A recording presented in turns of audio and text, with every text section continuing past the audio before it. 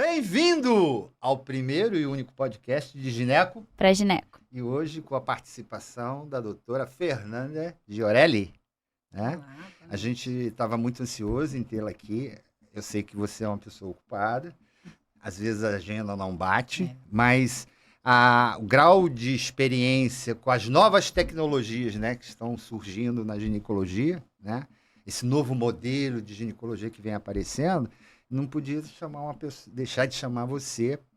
Mas eu sei que você tem experiência com a radiofrequência, você tem experiência com... Conhece Outras energias. Outras energias, e a gente quer bater um papo e entender um pouco isso.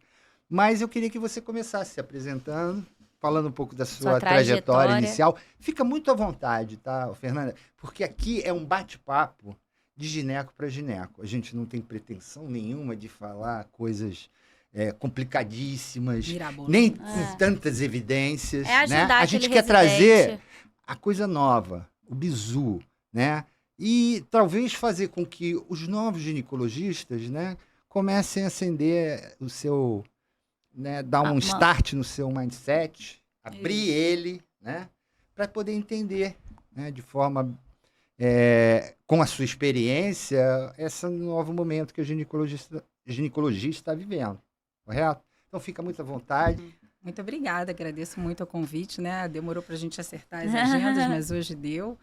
Enfim, eu me sinto muito honrada mesmo de estar aqui, poder falar para os mais jovens, né, mostrar um pouquinho da minha trajetória, que eu já estou aí com 20 anos de profissão, então já tenho alguma coisa legal para falar, né, de experiência. Então, eu me formei pela UERJ, né, formei em 2003, e fiz a residência médica em ginecologia e obstetrícia no Fernandes Figueira. Fui um dos últimos anos a serem 2 anos de residência. Uhum. Uma grande residência. Foi isso que eu ia dizer, porque, nossa, como eu senti falta de não ter ido para a UERJ, assim, foi um baque, sabe? Assim, eu conhecia todo mundo, Marco Aurélio, Renata Aranha, eu já estava pronta para estar ali. Não passei. E aí fiquei arrasada, mas passei nas cabeças de Fernandes Figueira. Eu falei, caramba, vou lá, vamos ver, né? Beleza. Cara, cheguei lá, uma residência top. Até hoje. Tive contato com a nata da GO do Rio, a galera que realmente está ali atuando no particular e tal. Foi um engrandecimento bem interessante. Eu senti falta daquele academicismo que tem de hospital universitário no primeiro momento, mas a outra parte de conhecer o pessoal atuando no dia a dia foi muito bom. E fora que era realmente uma residência muito boa. Tem uma situação interessante desse fim da residência, né, com esse R3, que foi confusa, essa mudança de 2 anos para 3 anos, mas eu fiz a prova, eu já queria fazer uroginecologia naquela época. Passei, tinham 4 vagas, eu passei. 4º lugar. Aí... Cara, a colega na minha frente passou e escolheu uro e ela não queria uro. Eu falei, como assim? Aí sobrou PC, patologia cervical, e Fábio Russomano, que eu amo e tal. Aí conversei com ele, ele já sabia do que eu queria.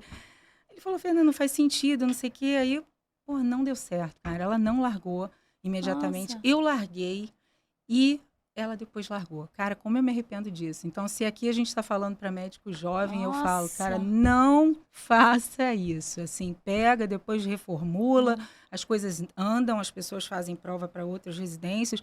Então, isso foi uma coisa que aconteceu, mas que eu vou te falar, que depois foi... Deixa eu entender, você queria a urogineco. Urogineco. A menina nunca despertou essa vontade, passou na frente dela, pegou na frente dela. Pegou urogineco, sobrou PC, a PTGI. Ela largou de mão, a menina desistiu também. E ela já tinha perdido. Isso, aí a pessoa que passou depois de mim... Pegou. Impressionante, fiquei arrasada na época. Então, assim, para os residentes, não façam isso. Mas, como eu sempre digo na vida, assim, nada realmente acontece à toa. Eu tive chance de ter outras experiências e ainda ter mais certeza do que eu queria fazer, né? E fui sempre correndo atrás da uroginecologia, comecei a acompanhar todo mundo que fazia isso, então criei uma experiência grande cirúrgica com isso. A urogineco era a Eneida que dava o curso. Eneida. Ainda é, né? Eneida, a Eneida que faz a sim, urogineco. Ela principalmente, né? Então, mas aí eu depois não dei sequência lá, né? Eu passei no concurso público, foi o que aconteceu também, federal, fui para o Andaraí. Então, num primeiro momento, a gente vai indo mais para obstetrícia, né? Eu tentei ultrassom, morria de sono fazendo ultrassom. Também acho. Então, isso é uma pérola. Então, aqui é o residente. Você faz agenda, fazer medicina fetal. Se você ficar sentindo sono na hora, desiste, que não é isso que você precisa. Cara, era isso mesmo que acontecia, um sono tremendo. Eu falei, cara, não dá. Mas foi engrandecedor também, porque a gente trabalha ali vendo a imagem, vale a pena, tal. E aí eu falei, cara, eu tenho que perseguir o que eu quero, eu tenho que ir para onde tem esse negócio. E maternidade me chamando, né? Porque é onde a gente ganha dinheiro, é plantão, e parará, aquela rotina pesada de obstetrícia. Meu pai é médico também, tem consultório e é urologista. E aí, eu estava ali naquela divisão, né? Deixa eu te perguntar, claro. Esse desejo pela urogineco não passou por ele, te juro que não, assim. Talvez por presenciar muita vivência. Ele me chamava, mas vou te falar que meu pai me chamava para fazer umas postectomias, eu detestava aquilo, gente. Eu sou médica de mulher mesmo, sabe? Não tem jeito aquilo, ainda mais segurar ali com o pai na frente, para mim não estava dando certo aquilo. Bom. Então, atender homem não rolou para mim de jeito nenhum. Mas eu acho que assim, o que acendeu a uroginecologia já era uma visão estética que eu tinha daquela região. Porque quando eu estava ali fazendo uma epísio, que na época que eu me formei era muito mais usual que agora, cara, eu às vezes me demorava mais, não tá boa, cara, tem que refazer esse corpo perineal aqui melhor e tal. Então, eu realmente já tinha isso. Isso te despertava um interesse maior. E eu achava que a uroginecologia ia me dar toda a base que eu precisava para fazer aquilo ali, entendeu? Então, foi por isso que eu persegui isso. Então, eu comecei ao contrário, fui pela parte prática, acompanhando Zamanha, fiz muita cirurgia com Zamanha, com a Rubina, que é também um grande expoente de uroginecologia aqui no Rio de Janeiro. Né? A uro é mais forte em São Paulo, mas a gente tem grandes nomes aqui também. E aí teve uma oportunidade de eu sair do Andaraí, da maternidade, para ir para o Bom Sucesso na ginecologia. Falei, vou agarrar na hora, porque o Zamanha está lá, é lá que eu vou. Então, assim, eu tive um treinamento ainda mais intensivo lá com ele, comecei a participar de jornadas múltiplas, mas me identifiquei muito com a jornada da USP de uroginecologia, eles são muito bons mesmo.